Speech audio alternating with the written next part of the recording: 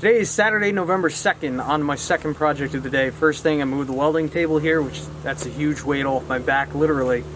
But I'm on to my second project, and that is dealing with this hot tub. So I'm sure in most of your eyes, you're probably like, oh, you're so lucky you got a hot tub, right? Well, I'm kind of at the other end of the spectrum.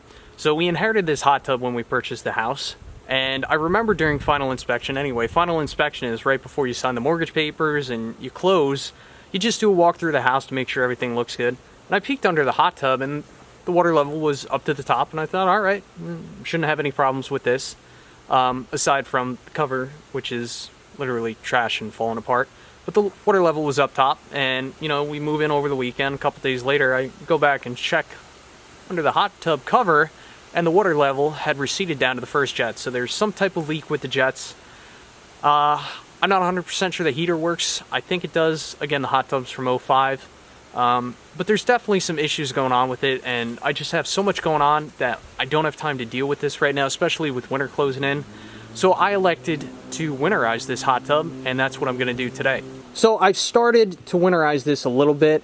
I've taken off the side access panels, and then in between the access panels and the main inner workings, there's this foam in here. Anyway, this valve right here is the main drain valve, and this ran for quite a few hours, and that let out most of the water out of the hot tub. However, there's still some water in here that we need to get out of here.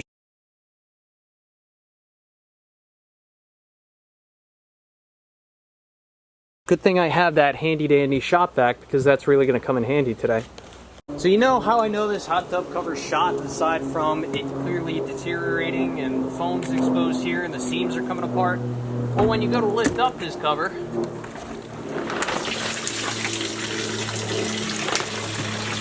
water pours out of it. That's not going to make winterizing this thing any easier. You know your cover's shot when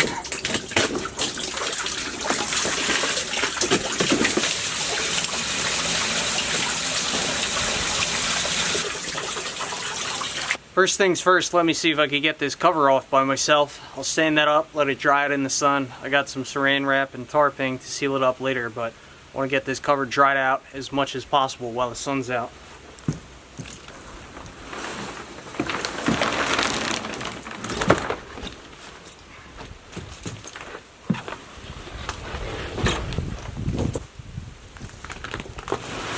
Now the fun begins. Okay, so now I'm going to take my rigid vacuum wet dry vac. I love this thing. If you're going to be sucking up copious amounts of water, you want to take the internal filter out of your wet dry vac. But the first thing I'm going to do is hook this up on suck mode, and we're going to suck out any water pockets in this tub, which this shouldn't take long at all.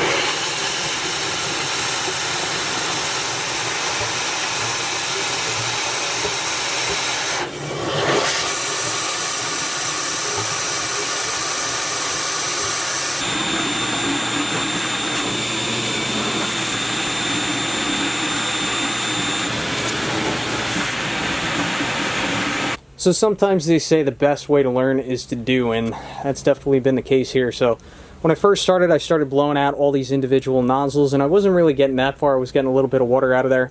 Then I watched a video online where another YouTuber suggested that you, well, pretty much said that you have to take out these valves, like so. This is just what it looks like inside. And I've taken these out, and this has probably been the most effective at removing water out of the system. So I blew out that one, and I blew out that one, and that really got a lot of water out of the system. Another thing that you got to watch for is your filter box. You want to make sure you blow out these two lines too, where the two filters go in. And once I put the blower end of the vacuum on here, then definitely blew out a lot of water. And I've just probably repeated the process 4 or 5 times now, and I'm pretty confident I've gotten almost every drop of water out of the system as possible. So what I'm going to do now is I'm going to start putting some antifreeze in the system. And from my understanding, what you want to do, there's people that say you should put antifreeze in all these ports, which I think is a little unnecessary, because if we go to the outside of the hot tub and we look at the construction of this thing, all these ports tie down to this main tube here. Same thing on the other side. So the idea is to get as much antifreeze in this tube as possible. When we're talking about antifreeze, you want to make sure you use RV antifreeze. You don't want to use car antifreeze. I've used this stuff on the pond, and it's guaranteed down to -100, so it's you know, that's definitely pretty promising. I've seen cheaper brands promise down to 50 degrees, so I think what I'm going to do, dump antifreeze in this port, probably a half a gallon in that port, half a gallon in those other 2 filter pipes, and then I want to blow that through a little bit and just see if antifreeze comes out the bottom. Additionally, I don't know if pouring antifreeze in that port is going to get into this pipe, which this is one of the main ones I'm concerned about. So I have a funnel right there, and I think I'm going to go to one of these big jets right here and just pour antifreeze in that way, and we'll see what happens.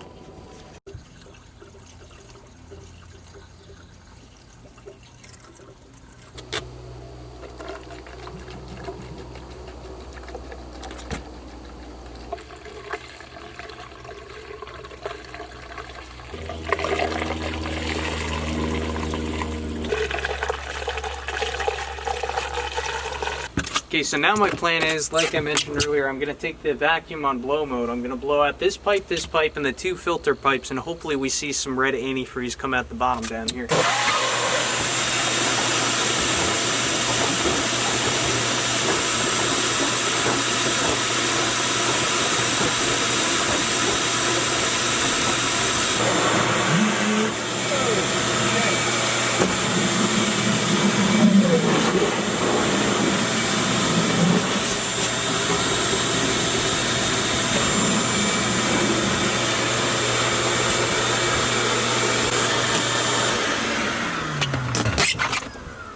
Try not to die here, so that's good. We were getting a pretty good color of antifreeze out all these lines. The only one that was a little bit weak is this one right here, so I'm going to come back here. I'm definitely going to dump a bit more antifreeze in there. But other than that, I'm pretty satisfied. I think we got this thing pretty well winterized, except for down below. We'll get to that in a minute.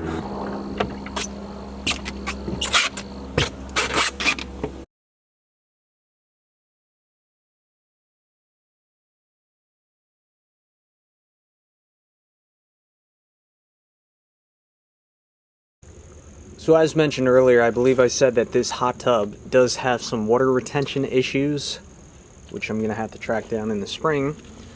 But if you look at the bottom tray here, there's no drain ports. And there's just like an inch of water, and it's full of pieces of foam, and it's just nasty under there. So I'm going to take the shop vac now, and I'm just going to clean that up the best I can, and then we'll throw the sides back on.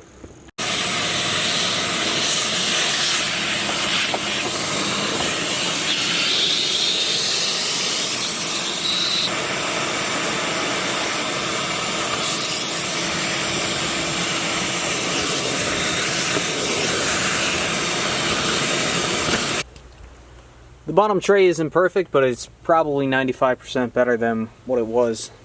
I also vacuumed out all of this track right here, which that's where the foam and paneling sits. This is probably my 3rd or 4th bucket. This is what was on the bottom. Love this vacuum. Alright, now I'm going to put these side panels back on, which these can definitely be a little bit finicky. So this unit in particular is equipped with a stereo box down here, and there's 2 speakers that go into this styrofoam. The speakers are in the outer hard plastic cover. These wires just come through here like so. And I'm thinking probably the easiest way to do this is to lift up from the bottom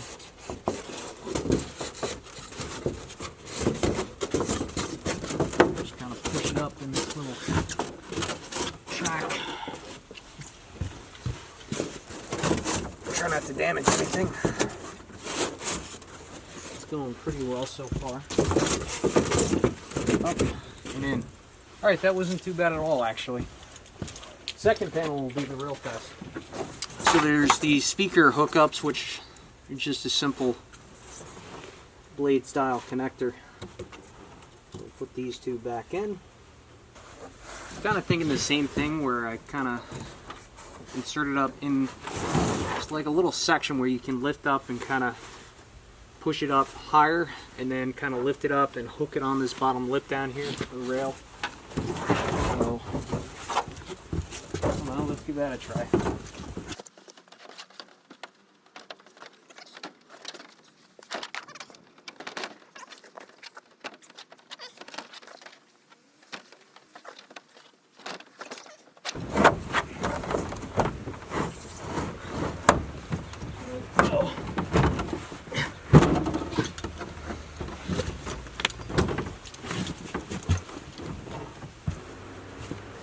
I'll spare you the other two sides. I'll show you what it looks like when it's done.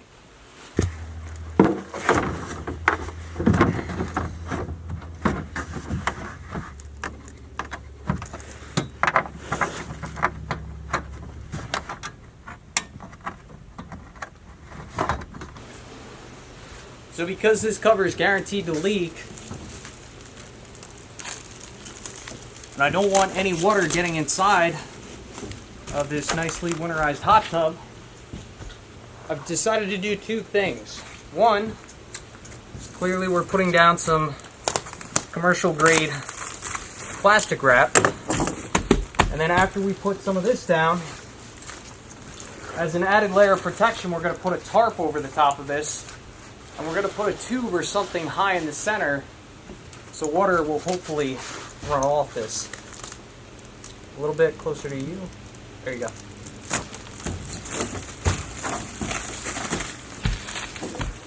Additionally, if you're paying attention to how we're doing this, we're starting on the ends and working our way to the center because the center is the highest. This is going to basically, well, in theory, work like roofing shingles. That's fine. See, because the peak is the highest, the water's going to run this way, and if you shingle on the saran wrap like so, the idea is the water's just going to flow off as if you were to do it the other way, start in the middle and then go out. In theory, there'd be a way for water to get underneath the saran wrap. Of course, depending how well it seals onto itself, but, you know, just basic roofing principles.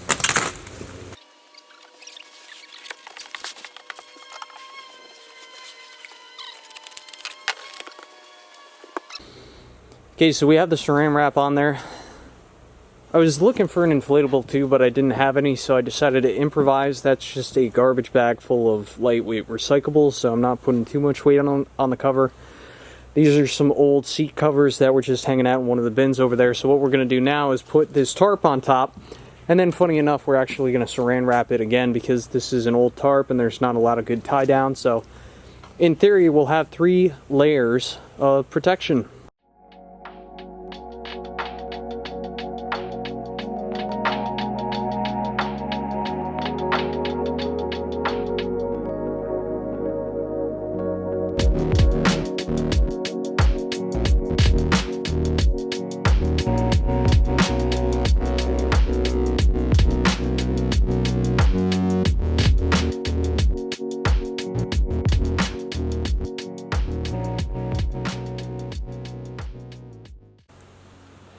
Alright, and 4 hours later, my hot tub is winterized to the best of my ability, which I think I did everything right. One thing that I forgot to mention on camera, was after I had finished blowing out all my lines, there's a couple of electric motors that operate, well, they drive the water pumps, and the big screw-on connections to those water pumps, I ended up disconnecting them, and they all look pretty dry. I disconnected them just in case there is a little bit of water in there. The idea is that when the water freezes, it'll have somewhere to flow out of, as opposed to just being trapped and cracking the housings, which everything should be fine. But time will tell, of course, so 4 layers of protection. We have the original cover, layer of saran wrap, followed by a bag of recyclables, a tarp, and another layer of saran wrap, so I don't think any water's getting in the top. So that's it for today's video. Let me know all the mistakes I made in the comment section below, and thanks for watching.